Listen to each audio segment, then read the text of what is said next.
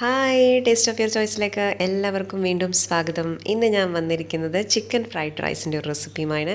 റെസ്റ്റോറൻറ്റിലൊക്കെ പോയി കഴിക്കുമ്പോൾ കിട്ടുന്ന അതേ ടേസ്റ്റിൽ തന്നെയാണ് തയ്യാറാക്കിയിരിക്കുന്നത്. അപ്പോൾ ഇത് പലർക്കും അറിയാവുന്ന ഒരു റെസിപ്പിയാണ്, എന്നാലും ഇതുവരെ ചെയ്തിട്ടില്ലാത്തവർക്ക് ഒക്കെ വേണ്ടിയിട്ടാണ് ഈ ഒരു ഫ്രൈഡ് റൈസ് റെഡിയാക്കിയിരിക്കുന്നത്.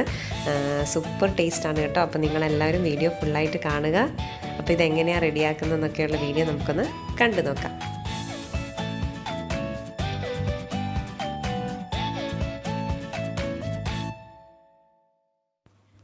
അപ്പം ഇതിനായിട്ട് ഞാനിവിടെ 2 കപ്പ് അരി എടുത്തിട്ടുണ്ട്.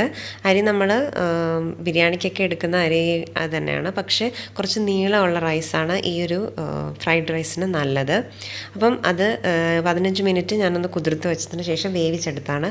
വേവിക്കുന്ന സമയത്ത് വെള്ളത്തിനകത്ത് ഉപ്പ് മാത്രം ചേർത്തിട്ടാണ് വേവിച്ചത്.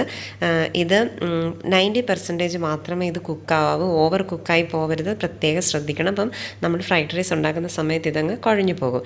പിന്നെ നമ്മളിത് കുക്ക് ചെയ്യുന്ന സമയത്ത് ഊറ്റിയതിന് ശേഷം ഇത് ഫുള്ള് ആറിയതിന് ശേഷം മാത്രമേ നമ്മൾ ഫ്രൈഡ് റൈസിന് ഉപയോഗിക്കാവൂ. അപ്പോൾ നമ്മൾ തലേദിവസമൊക്കെ വേവിച്ച് വെച്ചിട്ട് ഫ്രിഡ്ജിലൊക്കെ വെച്ചിട്ട് എടുക്കുവാണെങ്കിൽ കുറേ കൂടെ ടേസ്റ്റാണ്. അപ്പോൾ അങ്ങനെ ആറാൻ വേണ്ടി എടുത്ത് മാറ്റി വെച്ചിരിക്കുന്ന റൈസാണത്. ആ സമയത്ത് നമുക്ക് ചിക്കൻ്റെ കാര്യങ്ങളൊക്കെ നോക്കാം. അതിനായിട്ട് ഞാനിവിടെ ഒരു പാൻ എടുത്ത് വെച്ചിട്ടുണ്ട്. അതിലേക്ക് ഞാൻ ബോൺലെസ് ചിക്കന് ചെറിയ പീസായിട്ട് കട്ട് ചെയ്തൊരു 300 ഗ്രാം എടുത്തിട്ടുണ്ട്. ഇത് കുറച്ച് ഉപ്പും കുരുമുളക് പൊടിയും അതുപോലെ തന്നെ കുറച്ച് സോയാ സോസും കുറച്ച് ചില്ലി സോസും, അതായത് റെഡ് ചില്ലി സോസും കൂടി ഇട്ടിട്ട് ഒന്ന് മിക്സ് ചെയ്തെടുത്താണ്. ഇതൊന്നും വേണ്ട, കുറച്ച് കുരുമുളക് പൊടിയും ഉപ്പും മാത്രം ഇട്ടിട്ട് ജസ്റ്റ് ഒന്ന് മാരിനേറ്റ് ചെയ്തിട്ട് ഫ്രൈ ചെയ്താലും മതി. ഞാനപ്പോൾ കുറച്ച് സോയാ സോസും കുറച്ച് റെഡ് ചില്ലി സോസ് കൂടെ ചേർത്തു എന്ന് മാത്രമേ ഉള്ളൂ. അപ്പോൾ നമുക്ക് ഓയിൽ ഒഴിച്ചു കൊടുക്കാം. 2 ടേബിൾ സ്പൂൺ ഓയിൽ ഒഴിച്ചിട്ടുണ്ട്. അതിലേക്ക് നമുക്ക് ഈ ചിക്കൻ ഇട്ട് ഒന്ന് ഫ്രൈ ചെയ്തെടുക്കാം. ഓവറായിട്ട് ഫ്രൈ ചെയ്യേണ്ട ആവശ്യമൊന്നുമില്ല. ഇതിങ്ങനെ ചെറിയ പീസസ് ആയിട്ട് കട്ട് ചെയ്തുകൊണ്ട് തന്നെ ഇത് പെട്ടെന്ന് അങ്ങ് വെന്ത് വരും. പിന്നെ നിങ്ങൾക്ക് ഇതിലും ചെറുതായിട്ടാണ് അരിഞ്ഞിടണമെങ്കിൽ നിങ്ങൾക്ക് അതേ രീതിയിൽ ചെയ്യാം. അല്ലെങ്കിൽ വേവിച്ചതിന് ശേഷം ചെറിയ പീസായിട്ട് ഇങ്ങനെ പിച്ചി ഇട്ടാലും അങ്ങനെ എടുക്കാം. ഞാനിപ്പോൾ ഈ ഒരു രീതിയിൽ എടുത്തതിന് ശേഷം ഒന്ന് കുക്ക് ചെയ്തെടുക്കുകയാണ്. ഇതേപോലെ ഒന്ന് കുറച്ച് നേരം ഒന്നിട്ട് വഴറ്റുമ്പോൾ തന്നെ ചിക്കന് പെട്ടെന്ന് അങ്ങ് വെന്ത് വന്നോളും. ഇപ്പം നമ്മുടെ ചിക്കനൊക്കെ കറക്റ്റായിട്ട് വെന്ത് വന്നിട്ടുണ്ട്. ഇനി ഇത് ഞാൻ പാത്രത്തിൽ നിന്ന് മാറ്റുകയാണ്.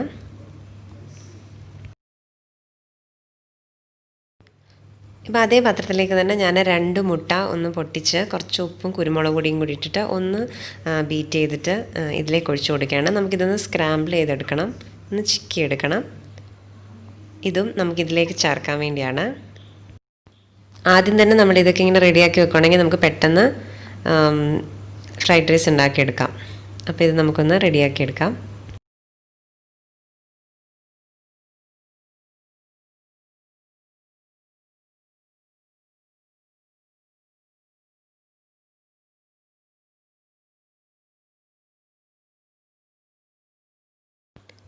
അപ്പം മുട്ടയെ ഞാനിതുപോലെ സ്ക്രാമ്പിൾ ചെയ്തെടുത്തിട്ടുണ്ട്. ഇത് നമുക്ക് പാത്രത്തിൽ നിന്ന് മാറ്റിയെടുക്കാം.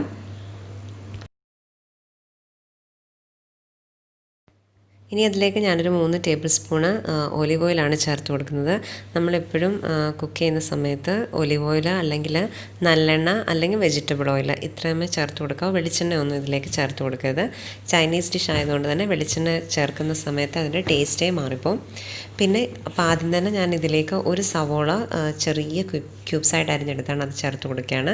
കൂടെ തന്നെ ഒരു 6 അല്ലി വെളുത്തുള്ളി ചെറിയതായിട്ട് അരിഞ്ഞെടുത്താണ്. ഇതിലും ചെറുതായിട്ട് അരിഞ്ഞ് ചേർക്കണമെങ്കിൽ നിങ്ങൾക്ക് ആ രീതിയിൽ ചേർക്കാം. ഞാൻ എല്ലാം ഇപ്പോൾ ഒരേ രീതിയിൽ തന്നെയാണ് കട്ട് ചെയ്തെടുത്തിരിക്കുന്നത്. ഒന്നങ്ങ് വഴറ്റി കൊടുക്കാം. നമ്മൾ കുക്ക് ചെയ്യുന്ന സമയത്ത് തീ ഹൈ ഫ്ലെയിമിൽ തന്നെ ഇട്ടിട്ട് വേണം കുക്ക് ചെയ്യാൻ. ലോ ഫ്ലെയിമിലോട്ട് മാറ്റുകയും ചെയ്യരുത്. ഹൈ ഫ്ലെയിമിലിട്ടിട്ട് എല്ലാം ഒന്ന് ജസ്റ്റ് ഒന്ന് വഴറ്റിയെടുക്കുക. കളറൊന്നും ചേഞ്ച് ആവാത്ത രീതിയിൽ തന്നെ വഴറ്റിയെടുക്കണം. ഫ്രൈഡ് റൈസിന് നമ്മളെപ്പോഴും അങ്ങനെ കുക്ക് ചെയ്യുമ്പോഴേ കറക്റ്റ് ടേസ്റ്റ് നമുക്ക് കിട്ടത്തുള്ളൂ. അതുപോലെ തന്നെ ഒരു ക്യാരറ്റ് കട്ട് ചെയ്തെടുത്താണ്, അതും ചെറിയ പീസായിട്ട് കട്ട് ചെയ്തെടുത്താണ്, അതും ചേർത്ത് കൊടുക്കാം. എല്ലാം നമ്മൾ ഹൈ ഫ്ലെയിമിൽ തന്നെ ഇട്ടിട്ട് വഴറ്റി കൊടുക്കണം. ഇനിയും ഞാൻ 1 കപ്പ് ബീൻസ് അരിഞ്ഞെടുത്താണ്, അതുകൂടെ ചേർത്ത് കൊടുക്കുകയാണ് ഇതിലേക്ക്.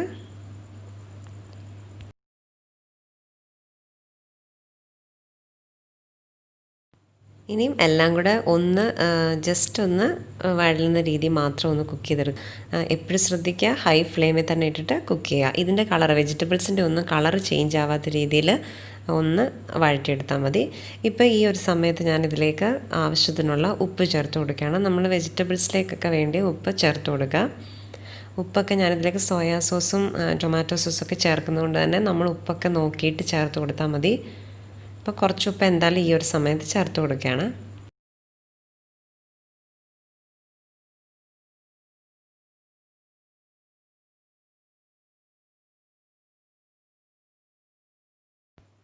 ഇപ്പം എല്ലാം ഒന്ന് ചെറുതായിട്ട് വഴണ്ടി വന്നിട്ടുണ്ട്. ഇനിയിപ്പോൾ ഇതിലേക്ക് ഞാൻ ഒരു ക്യാപ്സിക്കം അരിഞ്ഞതോടെ ചേർത്ത് കൊടുക്കുകയാണ്. ഒരു ക്യാപ്സിക്കം മൊത്തത്തിലെടുത്തിട്ടുണ്ട്, അതും ചെറിയ ക്യൂബ്സായിട്ട് കട്ട് ചെയ്തത്, അതും കൂടി ചേർത്ത് കൊടുക്കാം. എന്നിട്ട് മൊത്തത്തിലെല്ലാം കൂടെ ഒന്നങ്ങ് വഴറ്റിയെടുക്കാം.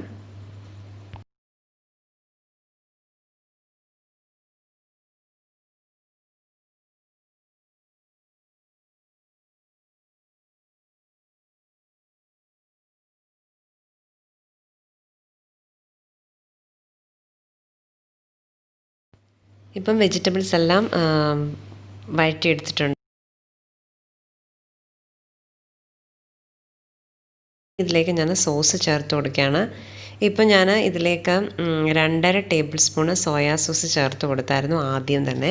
പക്ഷേ എൻ്റെ ക്യാമറ ഓഫായി പോയതുകൊണ്ട് ഇതിനകത്ത് കിട്ടിയില്ല, സോറി. അപ്പം 2.5 ടേബിൾ സ്പൂൺ സോയാ സോസ് ചേർത്ത് കൊടുക്കാം. ഇപ്പം ഞാൻ ചേർത്ത് കൊടുത്തത് 2 ടേബിൾ സ്പൂൺ ടൊമാറ്റോ സോസാണ്. ഇനിയും 1 ടേബിൾ സ്പൂൺ റെഡ് ചില്ലി സോസും കൂടാണ് ഇപ്പോൾ ചേർത്ത് കൊടുത്തത്. അപ്പം 3 സോസ് ഇതിലേക്ക് ചേർത്തിട്ടുണ്ട്. പിന്നെ കുറച്ച് കുരുമുളക് പൊടി, ഒരു 1/4 ടീസ്പൂൺ കുരുമുളക് പൊടിയും കൂടി ചേർത്തിട്ട് ഒന്നങ്ങ് മിക്സ് ചെയ്തെടുക്കാം. ഇനി ഇതിലേക്ക് ഞാനൊരു 2 പച്ചമുളക് കൂടി ചേർത്ത് കൊടുക്കുകയാണ്. എല്ലാം കൂടി ഇട്ടിട്ട് ഒന്നുകൂടി ഒന്നങ്ങ് മിക്സ് ചെയ്തെടുക്കാം. ഇപ്പോൾ എല്ലാം മിക്സ് ആയിട്ടുണ്ട്. ഇനി ഇതിലേക്ക് നമ്മൾ എടുത്ത് വെച്ചിരിക്കുന്ന ചോറ് കൂടി ചേർത്ത് കൊടുക്കാം. ചോറ് ഇട്ടിട്ട് മൊത്തത്തിൽ ഇളക്കി കൊടുക്കണം. എല്ലാ സോസിൻ്റെ ആണെങ്കിലും വെജിറ്റബിൾസൊക്കെ ആണെങ്കിലും എല്ലാ ഭാഗത്തേക്കും എത്തുന്ന രീതിയിൽ ഫുള്ളായിട്ടൊന്നങ്ങ് ഇളക്കി യോജിപ്പിച്ച് കൊടുത്താൽ മതി. ഈ സമയത്ത് ഇതിലേക്ക് കുറച്ച് ഉപ്പ് കൂടി ചേർത്ത് കൊടുക്കുകയാണ്. ഉപ്പൊക്കെ ഞാൻ പറഞ്ഞ പോലെ നിങ്ങൾ നോക്കിയിട്ടൊക്കെ ചേർത്ത് കൊടുക്കുക. ഇതിപ്പം ഞാൻ പറഞ്ഞതുപോലെ 90% റൈസ് കുക്ക് ചെയ്തെടുത്തുകൊണ്ട് തന്നെ നമുക്കിപ്പോൾ ഇത് ഇളക്കുന്ന സമയത്താണെങ്കിലും ചോറ് നല്ല വിട്ട് കിടക്കും, വെന്ത് കുഴഞ്ഞു പോത്തൊന്നുമില്ല. അപ്പം ഇതേപോലെ തന്നെ നിങ്ങൾ കുക്ക് ചെയ്തെടുക്കാവൂ റൈസ്. ഇനി ഇതിലേക്ക് നമ്മൾ ആദ്യം ഫ്രൈ ചെയ്ത് വെച്ച ചിക്കൻ്റെയും അതുപോലെ തന്നെ സ്ക്രാമ്പിൾ ചെയ്ത എഗ്ഗ് കൂടെ ചേർത്തിട്ട് മൊത്തത്തിൽ ഇളക്കി കൊടുക്കാം.